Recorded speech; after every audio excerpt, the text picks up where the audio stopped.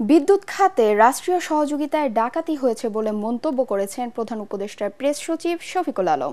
সকালে রাজধানীর এনইসি সম্মেলন কক্ষে ডিজেএফবি টক অনুষ্ঠানে প্রধান অতিথির বক্তব্যে তিনি বলেন, জ্বালানি খাতে শৃঙ্খলা ফিরিয়ে আনা দরকার।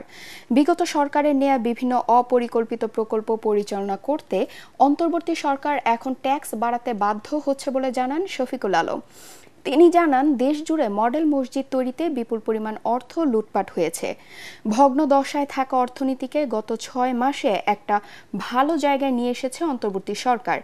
জিনিসপত্রের দাম কমায় জনমনে স্বস্তি ফিরছে বলেও দাবি করেন প্রধান উপদেষ্টার প্রেস সচিব।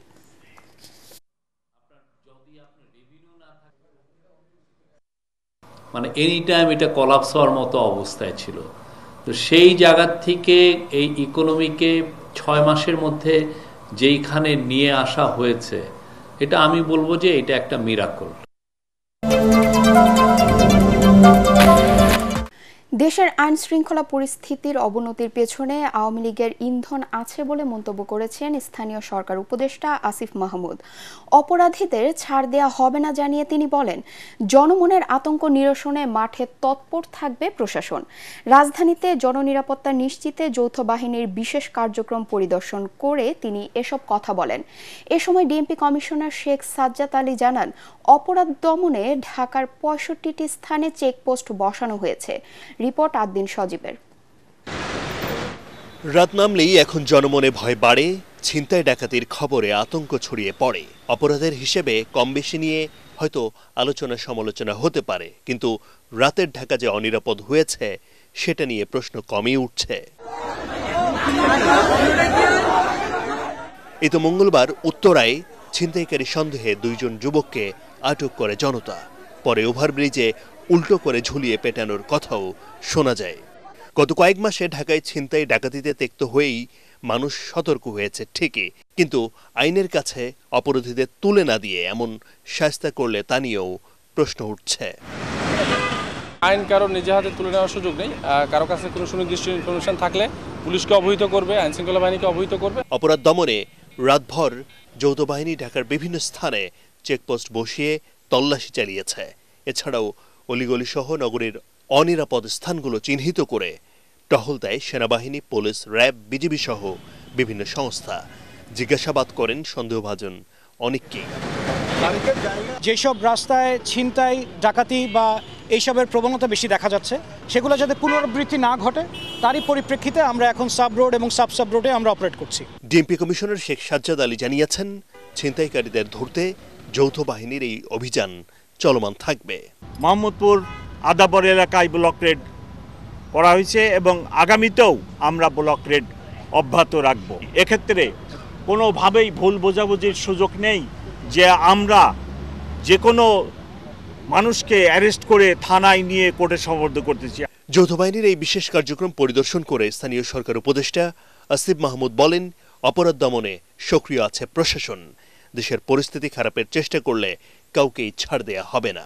এক ধরনের রাজনৈতিক প্রচেষ্টাও আছে দেশের পরিস্থিতি খারাপ করার জন্য। শেখ হাসিনা তার নেতাকর্মীদের সাথে মিটিং করে কি কি নির্দেশনা দিচ্ছেন, দেশের এইরকম একটা ক্রান্তি লগ্নে, এরকম একটা ট্রানজিশন পিরিয়ডে জনগণের নিরাপত্তা বিঘ্নিত করার জন্য যদি কেউ চেষ্টা করে, সেটা রাজনৈতিক হোক কিংবা নিতান্তই চাঁদাবাজি ছিনতাইয়ের মতো ঘটনা হোক, সেটা কোনোভাবেই বরদাস্ত করা হবে না। রাতভর যৌথ বাহিনীর এমন তৎপরতায় জনমনে যে কিছুটা স্বস্তি ফিরেছে নানাভাবে, তাও জানাচ্ছেন নগরবাসী। তাদের তাগিদ প্রধান সড়কে তো বটেই, নগরের গুরুত্বপূর্ণ সড়কে বাড়াতে হবে আরও নজরদারি। আদ্দিন সজীব, এটিএন বাংলা, ঢাকা। ভিশনের ফুলঝুরি মেগা অফারে ফ্রিজ কিনলেই পাচ্ছেন 16 পিসের আকর্ষণীয় গিফট বক্স একদম ফ্রি। এদিকে আকস্মিকভাবে ঢাকা মহানগরীর বিভিন্ন চেকপোস্ট ও থানায় পুলিশের কার্যক্রম পরিদর্শন করেন স্বরাষ্ট্র উপদেষ্টা জাহাঙ্গীর আলম চৌধুরী। ভোরে রাজধানীর বিভিন্ন গুরুত্বপূর্ণ মোড়ে পুলিশ সহ অন্যান্য আইনশৃঙ্খলা রক্ষাকারী বাহিনীর চেকপোস্ট এবং বেশ কয়েকটি থানা ঘুরে দেখেন তিনি। এ সময় থানা ও চেকপোস্টে দায়িত্বরত আইনশৃঙ্খলা রক্ষাকারী বাহিনীর সদস্যদের সাথে কথা বলে তাদের প্রয়োজনীয় দিক নির্দেশনা দেন উপদেষ্টা। রাজধানী সহ সারা দেশের আইনশৃঙ্খলা রক্ষায় নিরাপত্তা বাহিনীর সদস্যদের সর্বোচ্চ সতর্ক থাকার নির্দেশও দেন স্বরাষ্ট্র উপদেষ্টা। রাজধানীর পুরনো পল্টনে জামান টাওয়ারের আগুন নিয়ন্ত্রণে এসেছে। ফায়ার সার্ভিসের 2 ঘন্টা চেষ্টার পর আগুন নিভেছে। ফায়ার সার্ভিসের মিডিয়া সেল জানায় ভোর 5:35 দিকে ভবনটির 4 ও 5 তলায় অগ্নিকাণ্ডের খবর পায় তারা। ঝুঁকি বিবেচনায় জামান টাওয়ারের আগুন নিয়ন্ত্রণে 14টি ইউনিট পাঠানো হয়। তবে 9টি ইউনিট আগুন নিয়ন্ত্রণে কাজ করে। বাকি 5টি ইউনিটের সরাসরি কাজ না করে সহায়তার জন্য অপেক্ষমান ছিল ঘটনাস্থলে। এ সময় ভবনটি থেকে 2 জন পুরুষকে জীবিত বের করে নিয়ে আসে উদ্ধারকারী দল। পরে সকাল 7:35 আগুন নিয়ন্ত্রণে আনা হয়। আগুনের 4র্থ ও 5ম তলায় ব্যাপক ক্ষয়ক্ষতি হয়েছে বলে জানা গেছে। আগামী 13 মার্চ 3 দিনের সফরে ঢাকায় আসছেন জাতিসংঘ মহাসচিব অ্যান্তোনিও গুতেরেস। পররাষ্ট্র মন্ত্রণালয় থেকে পাঠানো বিজ্ঞপ্তিতে জানানো হয়, প্রধান উপদেষ্টা ডক্টর মোহাম্মদ ইউনূসের আমন্ত্রণে দাপ্তরিক এই সফরে আসছেন জাতিসংঘ মহাসচিব। গত 7 ফেব্রুয়ারি নিউ ইয়র্কে জাতিসংঘ মহাসচিবের সঙ্গে সাক্ষাৎ করে প্রধান উপদেষ্টার পক্ষে রোহিঙ্গা ও অগ্রাধিকার ইস্যু বিষয়ক বিশেষ দূত ডক্টর খলিলুর রহমান তাকে বাংলাদেশ সফরের আমন্ত্রণ জানান। তবে জাতিসংঘ মহাসচিবের বাংলাদেশে কর্মসূচি সম্পর্কে এখনো কিছুই জানায়নি পররাষ্ট্র মন্ত্রণালয়। এর আগে 2018 সালে জুলাইয়ে ঢাকা সফরে এসেছিলেন গুতেরেস। খুলনা প্রকৌশল ও প্রযুক্তি বিশ্ববিদ্যালয় কুয়েট কর্তৃপক্ষের হল ত্যাগের নির্দেশ প্রত্যাখ্যান করেছেন শিক্ষার্থীরা। জরুরি সিন্ডিকেট সভায় নেয়া এই সিদ্ধান্তের প্রতিবাদ জানিয়ে রাতে ক্যাম্পাসে বিক্ষোভ মিছিল করেছেন তারা। বিশ্ববিদ্যালয়ে দুর্বার বাংলার পাদদেশে সমাবেশ করে বিশ্ববিদ্যালয় প্রশাসনের বিরুদ্ধে স্লোগান দেন শিক্ষার্থীরা। বলেন, ফ্যাসিবাদী কায়দায় শিক্ষার্থীদের যৌক্তিক আন্দোলনকে বাধা দিতেই এই পদক্ষেপ। শিক্ষার্থীদের নিরাপত্তার স্বার্থে সিন্ডিকেটের জরুরি সভায় সকল একাডেমিক কার্যক্রম ও আবাসিক হল পরবর্তী নির্দেশ না দেওয়া পর্যন্ত বন্ধ ঘোষণা করে কুয়েট। একই সাথে ক্যাম্পাসের নিরাপত্তায় পুলিশ মোতায়েনের জন্য কেএমপি কমিশনারকে চিঠি দেয় কুয়েট প্রশাসন। আন্তর্জাতিক, ইউক্রেনকে সমর্থনের বিনিময়ে দেশটির অর্ধেক খনিজ সম্পদ চায় যুক্তরাষ্ট্র। এজন্য একটি ঐতিহাসিক অর্থনৈতিক চুক্তিতে পৌঁছতে একমত হয়েছে দুদেশ। এর মাধ্যমে ইউরোপের দেশটিতে বিরল খনিজ সম্পদ আহরণের সুযোগ পাবে আমেরিকা। শুক্রবার ওয়াশিংটনে ইউক্রেনের প্রেসিডেন্ট জেলেনস্কির সঙ্গে চুক্তি হবে বলে জানিয়েছেন প্রেসিডেন্ট ট্রাম্প। ইউক্রেনের দখল করা ভূমির খনিজ পদার্থ যুক্তরাষ্ট্রকে দিতে প্রস্তুত রাশিয়াও। আরও জানাচ্ছেন শরীফুল ইসলাম। বিশ্বের প্রায় 5% অ্যালুমিনিয়াম তৈরির গুরুত্বপূর্ণ কাঁচামাল খনিজ তেল, ইউরেনিয়াম ও টাইটানিয়াম রয়েছে ইউক্রেনে। তবে 2022 সালে রুশ আগ্রাসনের পর দেশটির পূর্বাঞ্চল খেরসন, খার্কিভ ও দোহানস্কের খনিজ ভাণ্ডার এলাকা দখল করে নেয় মস্কো, যেখানে আছে বিশ্বের বিরল সব খনিজ পদার্থ। মার্কিন প্রেসিডেন্ট ডোনাল্ড ট্রাম্প ক্ষমতায় আসার পর নজর পড়ে ইউক্রেনের মূল্যবান এই সম্পদের দিকে।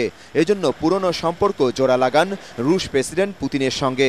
যুদ্ধবন্ধে উদ্যোগ নেন শান্তি আলোচনার। রাশিয়ার দখল করা ইউক্রেনের ওইসব এলাকায় খনিজ সম্পদ অনুসন্ধান, আহরণ এবং উন্নয়নে যুক্তরাষ্ট্রের প্রবেশাধিকার দিতে প্রস্তুত মস্কো। ইউক্রেনের কাছ থেকে দখল করা রাশিয়ার নতুন অঞ্চলগুলোতে খনিজ আহরণের বিষয়ে আমি যুক্তরাষ্ট্রের সঙ্গে যৌথ প্রকল্পে সম্পদ বিনিয়োগে আগ্রহী। বিদেশি বিনিয়োগকারীরাও এই সম্পদ আহরণের সুযোগ পাবেন। ইউক্রেনের অর্ধেক খনিজ সম্পদের বিনিময়ে দেশটিকে সহায়তা দেওয়ার প্রস্তাব খুব দ্রুতই অর্থনৈতিক চুক্তিতে পরিণত হচ্ছে। ডোনাল্ড ট্রাম্পের অব্যাহত চাপের মুখে চুক্তি সই করতে শুক্রবার ওয়াশিংটনে যাচ্ছেন ইউক্রেনের প্রেসিডেন্ট জেলেনস্কি। আমি শুনেছি যে তিনি শুক্রবার আসছেন। জেলেনস্কি আমার সঙ্গে একটি বিশাল অর্থনৈতিক চুক্তি সই করতে চান। এটা একটা বড় ব্যাপার, $1 ট্রিলিয়ন চুক্তি হতে পারে। আমরা রাশিয়ার বিরুদ্ধে যুদ্ধে শত শত বিলিয়ন ডলার ব্যয় করেছি, যা কখনই হওয়া উচিত ছিল না। ইউক্রেনের সাথে খনিজ সম্পদ চুক্তির আওতায় রাশিয়া যুক্তরাষ্ট্র একসঙ্গে অ্যালুমিনিয়াম আহরণ ও সরবরাহে সহযোগিতা করবে। চুক্তিতে একমত ইউক্রেনের প্রেসিডেন্ট জেলেনস্কিও। আমরা এরই মধ্যে আমেরিকার সঙ্গে অর্থনৈতিক চুক্তির সব প্রস্তুতি সেরেছি। ইউক্রেনের জনগণ জানতে চায় আমেরিকার সমর্থন অব্যাহত থাকবে কিনা। আমার দেশের জন্য তাদের সহায়তা খুবই জরুরি। ইউক্রেনে যুক্তরাষ্ট্রের সামরিক ও অর্থনৈতিক সহায়তার পরিমাণ প্রায় $500 বিলিয়ন। এর মূল্য পরিশোধে ইউক্রেন তার খনিজ সম্পদ বিনিময় করবে যুক্তরাষ্ট্রের সাথে। তাহলে কি ক্ষমতা ধরে রাখতেই অবশেষে দেশ বিক্রির মতো চুক্তি করতে যাচ্ছেন জেলেনস্কি? এমন প্রশ্ন ইউরোপের নেতাদের মনে। শরীফুল ইসলাম, এটিএন বাংলা।